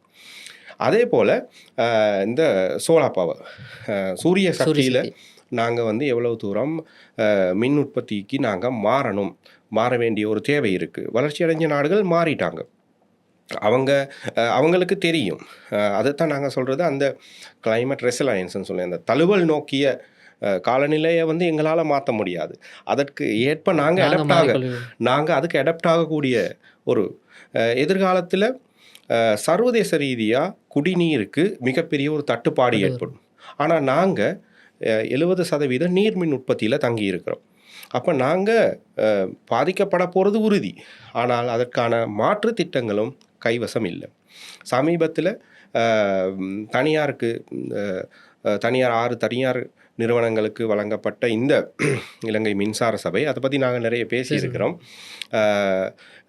இந்த புதுப்பிக்கத்தக்க சக்தி சம்பந்தமான விடயங்களுக்கு அரசாங்கம் கடுமையான எதிர்ப்பையும் ஆதரவின்மையும் தான் தொடர்ச்சியாக வெளிப்படுத்திக்கிட்டு வருது. ஆனால் சர்வதேச நாடுகள் அவங்களுக்கு தீர்வு என்னன்னு தெரிஞ்சிருச்சு. எங்களுக்கு எல்னினோ வருதா, எல்னினோவை எப்படி பொருளாதாரமாக மாற்றுறது, அதை வருமானமாக மாற்றுறதுன்னு அவங்களுக்கு தெரியும். அவங்க புயல் வந்தாலும் அந்த புயலை அவங்க வருமானமாக மாற்றிடுவாங்க, நாங்கள் பாதிக்கப்படுவோம். வெள்ளம் வந்தாலும் அதை அவங்க வருமானமாக மாற்றிடுவாங்க. ஆனால் இப்போ காலநிலை மாற்றத்துக்கு ஏற்ப அவங்க இந்த சக்தி முதல்கள், குறிப்பாக இந்த மின் சக்தியை அவங்க எல்லாம் தயாராகிட்டாங்க. ஆனால் நாங்கள் இன்னும் ஹைட்ரோ பவர்லேயும் கோல் பவர்லேயும் தங்கியிருக்கிறோம். இது ஒரு பக்கம் நீங்கள் சொன்ன மாதிரி சமீபத்தில் நடந்த ஊழல்களையும் நாங்கள் பார்த்துருக்கோம். அதே மாதிரி இது ஒரு எங்களுக்கு நிச்சயமற்ற ஒரு சக்தி முதல். எனவே நாங்கள் இதை புதுப்பிக்க முடியாது இல்லையா? புதுப்பிக்க எந்த விதத்திலையும் புதுப்பிக்க முடியாது. வறட்சியெல்லாம் தொடர்ச்சியாக இந்த எல்னினோன்ற தாக்கம் நாங்கள் சொல்ல முடியாது. சில மாதங்கள், அது சில வருடங்களுக்கு கூட நீடிக்கலாம். அவ்வாறான கடந்த காலங்கள் அப்படி நடந்திருக்கு. அப்படி நடக்கிற நேரம் குடிநீருக்கே பெரிய ஒரு தட்டுப்பாடு ஏற்படும் போது நீர்மின் உற்பத்திக்கு எவ்வாறு வளங்களை பகிர்றது அப்படிங்கிறது ஒரு மிகப்பெரிய ஒரு சேலஞ்சாக வரும் எங்களுக்கு. அண்ட் இப்போ நான் சோலார் இதில் கூட அதில் ஒரு நாங்கள் அட்வொகேட்டில் நாங்கள் நிறைய இது பேசியிருக்கோம். இப்போ சோலார்லாம் நாங்கள் கிரிட்ஸ் எங்களுடைய மெயின் கிரிட்டில் எங்களோட சோலார் பேனல்ஸ் எல்லாம் மெட் பண்ண முடியாது, லிங்க் பண்ண முடியாது. ஏன்னா அவங்களோட கிரிட்டே ரொம்ப வீக்காக இருந்துச்சு. நாங்கள் உதாரணத்துக்கு அந்த நிச்சயமாக குரங்கு பாஞ்ச டைமில் ஃபுல்லாக கரண்ட் கட்டான சம்பவத்தையே அது ஒரு நல்ல உதாரணம் அதுக்கு. அண்ட் இப்போ அதை பற்றின நிறைய ப்ரொபோசல்ஸையும் ரிஃபார்ம்ஸையும் தான் நாங்கள் இந்த மாதிரி நிறுவனங்கள் இந்த பாட்காஸ்ட் மூலமாக நாங்கள் பேசுறதுக்கு ட்ரை பண்ணிகிட்டு இருக்கோம். அண்ட் கவலைக்கிடமான ஒரு விஷயம் என்னென்னா, நாட்டை சுற்றி 4 பக்கமும் கடல் நீர் இருந்தும் அது மூலமாக மின்சாரத்தை உற்பத்தி செய்யக்கூடிய சக்தி முதல்களை உருவாக்கக்கூடிய வழிமுறைகள் இருந்தும் இன்னும் நாங்கள் அதை பற்றி எந்த ஒரு நடவடிக்கையும் எடுக்காமல் இருக்கிறது அப்படிங்கிறது. நிச்சயமாக நீங்கள் சொல்கிறது இன்னொரு முக்கியமான பாயிண்ட். இந்த வேவ் பவர், கடல் அலைகள் மூலமாக மின் உற்பத்தி செய்யக்கூடிய நிலைமைக்கு ஆஸ்திரேலியா போன்ற நாடுகள் தயாராகிட்டாங்க.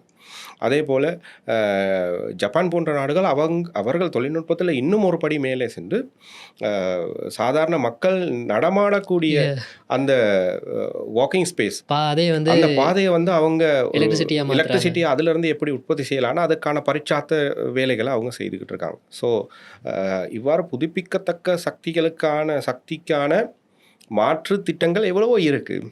ஆனால் நாங்கள் அதை கன்சிடர் பண்ணுறதுல உள்ள பிரச்சனை தான் எங்களுக்கு. நாங்கள் அடிக்கடி இந்த தொடர்ச்சியாக அதே பிரச்சனைகளால் பாதிக்கப்படக்கூடிய ஒரு நிலைமையில் நாங்கள் சமூகங்கள் இருக்குது. என்னன்னா இப்போ நான் அதில் இன்னொரு விஷயம் நான் யோசித்தேன். இப்போ இந்த மாதிரி பிரச்சனைகள் வரும்போது நான் முதலே சொன்னது மாதிரி நாங்கள் மட்டும் இல்லாமல் எங்களுடைய சுற்றுச்சூழலும் சேர்ந்து அங்கே இருக்கக்கூடிய உயிரினங்களும் சரி எல்லாமே பாதிக்கப்படுது. இப்போ இந்த மாதிரி வறட்சி வந்துச்சுன்னு சொன்னால் அது இப்போ உதாரணத்துக்கு அந்த அனுராதபுரம் புலனறுவ பக்கத்தில் இருக்கக்கூடிய வறட்சி வந்துடுச்சு அப்படின்னு சொன்னால் அங்கே இருக்கக்கூடிய நீர்நிலைகள் அதனால் பாதிக்கப்பட்டால் மனிதர்களோடு சேர்ந்து அங்கே இருக்கக்கூடிய வனவிலங்குகளும் பாதிக்கப்படுது. அப்போ நீரை தேடி அங்கே இருக்கக்கூடிய காட்டு யானைகளாக இருக்கட்டும் திருப்பி நகர பகுதிகளுக்கும் வீடுகளுக்கும் தான் வரும். ஆல்ரெடி அந்த மனிதர்களுக்கும் யானைகளுக்கும் பிரச்சனை போய்கிட்டு இருக்குது தானே. ஸோ இதனால அது எங்களுடைய அந்த இயற்கை விலங்குகளும் ஒரு எங்களுக்கான ஒரு இயற்கை வளம் தானே. ஸோ அதுவும் பாதிக்கப்படுது. அண்ட் இப்போ கடல் வெப்பமாகுதுன்னு சொன்னால் இலங்கை பகுதி பசிபிக் ஏரியா நாங்கள் அயன மண்டல பகுதி, மித வெப்ப மண்டல பகுதின்னு சொல்கிறோம், ட்ராபிக்கல் ஏரியாஸ் அதெல்லாம். இப்போ அந்த வெப்பத்தினால அங்கே இருக்கக்கூடிய கொரல் ரீஃப்ஸ் முக்கியமாக பாதிக்கப்படுது. கொரல் ரீஃப்ஸ் பாதிக்கப்பட்டால் அது ஒரு பெரிய இக்கோசிஸ்டம். அது அந்த இக்கோசிஸ்டத்தை நம்பி இருக்கக்கூடிய மீன் வகைகள் எல்லாமே அதனால் பாதிக்கப்படுது. ஸோ அது பாதிக்கப்படுதுன்னு சொன்னால் மீன் துறை பாதிக்கப்படுதுன்னா அது டிரெக்டாக மறுபடியும் எங்களுடைய மீனவ தொழில் தான் பாதிக்கப்படுது. ஸோ இது எல்லாமே லிங்க் ஆகி இருக்கிறப்போ நாங்கள் இன்னும் அதை பற்றின எந்த ஒரு கவனமுமே இல்லாமல் இருக்கோம் அப்படிங்கிறது ஒரு பெரிய வருத்தமான ஒரு விஷயமா இருக்குது. ஏன்னா நாங்கள் அந்த இயற்கை பற்றி படிச்சிருக்கோம், ஒரு ஜுவாலஜி படித்தாலே எனக்கு ஒரு பெரிய ஒரு இதாக இருக்குது. நாங்கள் இப்போ பேசுனது எல்லாத்துலேயும் வச்சு எனக்கு ஒரு ஒரு நரேஷன் மாதிரி ஒன்று க்ரியேட் பண்ணலாம்னு சொல்லி யோசிக்கிறேன். இப்போ 2004-05 சுனாமி வந்தப்பவும் சரி, தித்வா வந்தப்பவும் சரி, ஒரு நாடா இலங்கை அப்படிங்கிற ஒரு நாடா நாங்கள் ரொம்ப ரெஸ்பான்ஸ் பண்ணுறதுக்கு ரொம்ப டைம் ஆகுதோ அப்படின்னு சொல்லி எனக்கு தோணுது. இப்போ மற்ற நாடுகளில் சில நாடுகள்லாம் சைனா மாதிரியான நாடுகள்லாம் வாரத்துக்கு முன்னாடியே பிளான் பண்ணி ஒரு 10-15 வருஷத்துக்காக முன்னாடியே அவங்க அது எல்லாத்தையும் பிளான் பண்ணி இப்படி நடந்தால் அதுக்கு நாங்கள் இப்படி பண்ணுவோம்னு சொல்லி ஒரு பிளான் வந்து வச்சுருக்காங்க. ஒரு சில நாடுகள்லாம் அனர்த்தங்கள் வரும்போதே அதுக்காக வந்து உடனடியாக ரெஸ்பான்ஸ் பண்ணுறாங்க. பட் நாங்கள் இன்னும் அந்த தலைக்கு மேலே வெள்ளம் போனதுக்கப்புறம் தான் அதை பற்றியே யோசிக்க ஆரம்பிக்கிறோம். ஸோ இது வந்து இந்த அந்த ஐலண்ட் மைண்ட் செட்னு சொல்லி சொல்லுவாங்களே, தீவு மனப்பான்மை அப்படின்னு. ஒருவேளை அதனாலயா, இல்லை நாங்கள் உலகத்தை விட்டு ரொம்ப டிட்டாச் ஆகி தொடர்பே இல்லாமல் இருக்கிறதுனாலயா என்னன்னு தெரியல.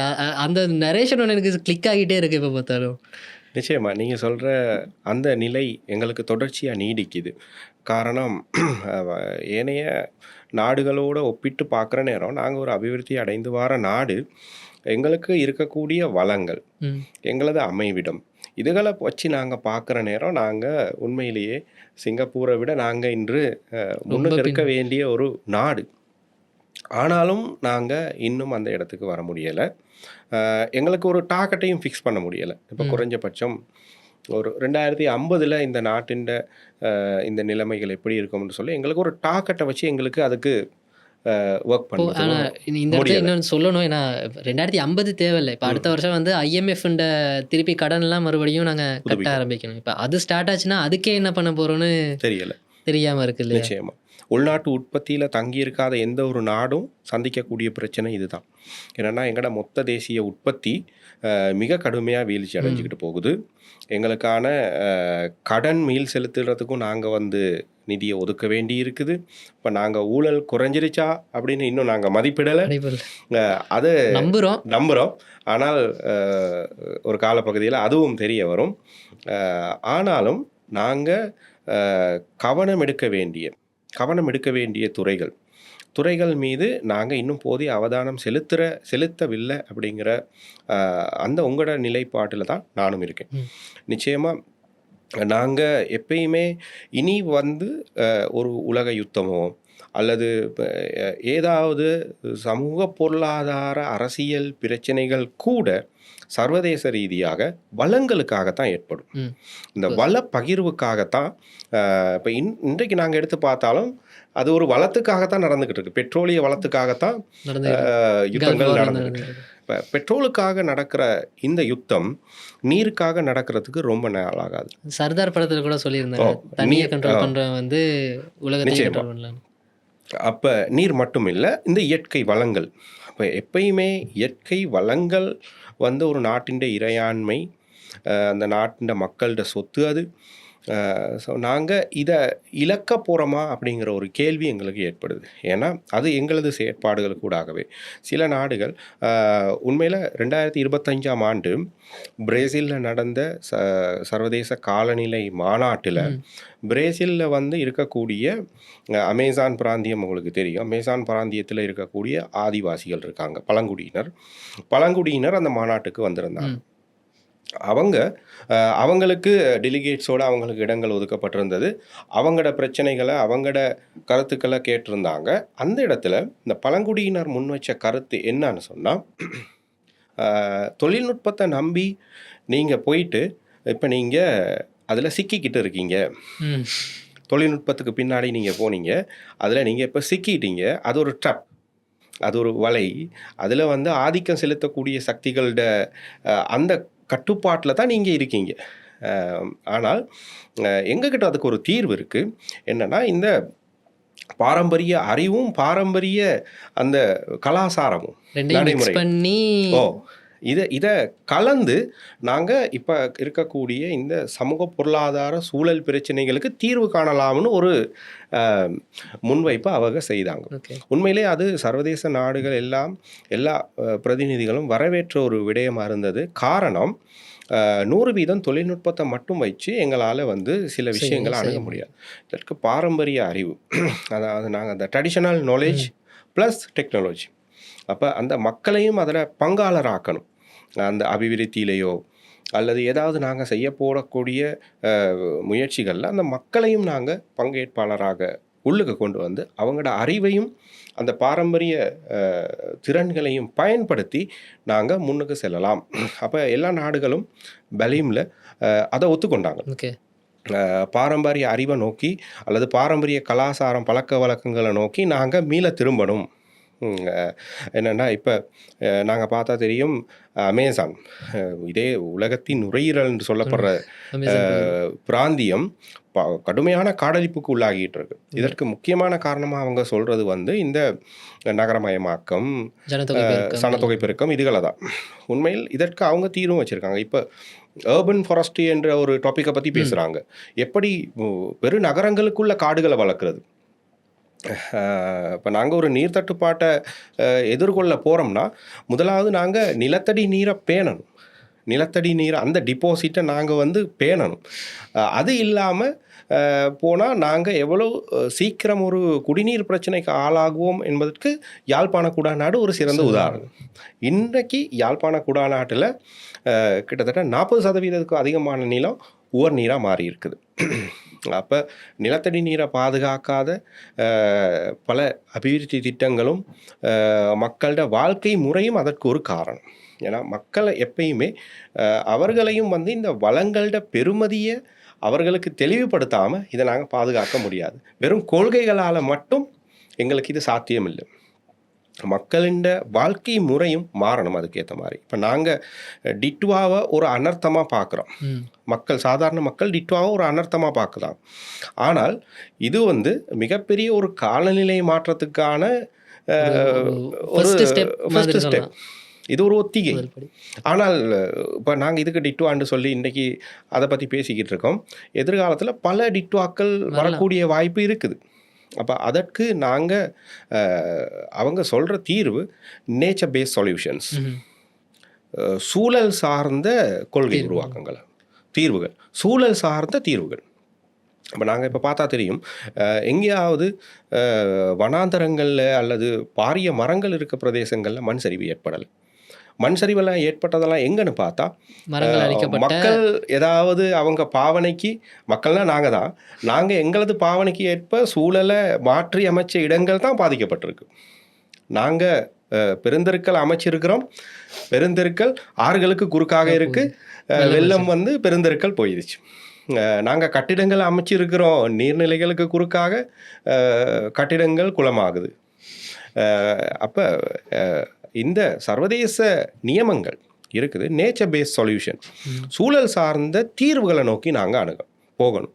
அப்போ அதற்கு இந்த பாரம்பரிய அறிவும் கலாச்சாரமும், இப்போ நீங்கள் முதல்ல சொன்ன போல் இந்த வடமத்திய மாகாணத்தில் இருக்கிற அந்த குளக்கட்டமைப்பு, நீர்ப்பாசன முறை, அது மிகச்சிறந்த ஒரு முறை. நாங்கள் படிச்சிருக்கோம், பார்க்குறோம். பராக்கிரம பாகு ஒரு சொட்டு நீரை கூட நான் கடலுக்கு விடமாட்டேன்னு சொன்னதண்ட ஆழம் இப்போ எங்களுக்கு தெரியுது. அந்த ஒரு சொட்டு நீரின் பெருமதி. இப்போ இன்றைக்கி நாங்கள் அந்த சொட்டு நீர் பாசனத்தை பற்றி நாங்கள் பேசிக்கிட்டு இருக்கோம். அவர் அன்னைக்கே ஒரு சொட்டு நீரை பற்றி பேசிட்டார். எனவே நாங்கள் அந்த பாரம்பரிய அறிவை நாங்கள் இன்றைக்கி கலந்து ஒரு மிக்ஸ் மெத்தடில் தான் நாங்கள் இந்த சூழல் சார்ந்த பிரச்சனைகள் அணுகணும். ஓகேண்ணா, நாங்கள் ரொம்ப 1 ஹவருக்கு மேலேயே நாங்கள் இது பண்ணிட்டோம். ஸோ நிறைய விஷயங்கள் நான் தெரிஞ்சுக்கொண்டேன். ரொம்ப நன்றி அதுக்கு சொல்லிக் கொடுத்ததுக்கு. அண்ட் இதோட ஒரு கன்க்ளூஷன் முடிவுரையாக சொல்கிறதா இருந்தால், அரசாங்கம் வந்து மீள்தன்மையுடைய கொள்கைகளை வந்து உருவாக்கி கொள்றதுக்கு பழகி கொள்ளணும். அண்ட் அந்த கொள்கைகள் வந்து இயற்கையோட சார்ந்த இயற்கையும் நவீனத்துவமும் ஒருங்கிணைந்த கொள்கைகளாக இருக்கணும் அப்படிங்கிறது தான் எனக்கு உருவான ஒரு புரிதல் இது. அதை சொல்லிக் கொடுத்ததுக்கு நன்றி. அண்ட் எங்களுடைய எபிசோடுக்கு இன்றைக்கி ஸ்டூடியோக்கு வந்ததுக்கும் நன்றி. இவ்வளவு நேரம் எங்களோட இணைஞ்சிருந்த நேயர்களுக்கும் நன்றி. இந்த வீடியோ முடிஞ்ச அளவு லைக் பண்ணுங்கள். இதை பற்றின உங்களுடைய கருத்துக்களை வந்து கமெண்ட்ஸில் சொல்லுங்கள். அண்ட் இதே மாதிரி இன்னொரு எபிசோடில் உங்களை நான் சந்திக்கிறேன். நன்றி.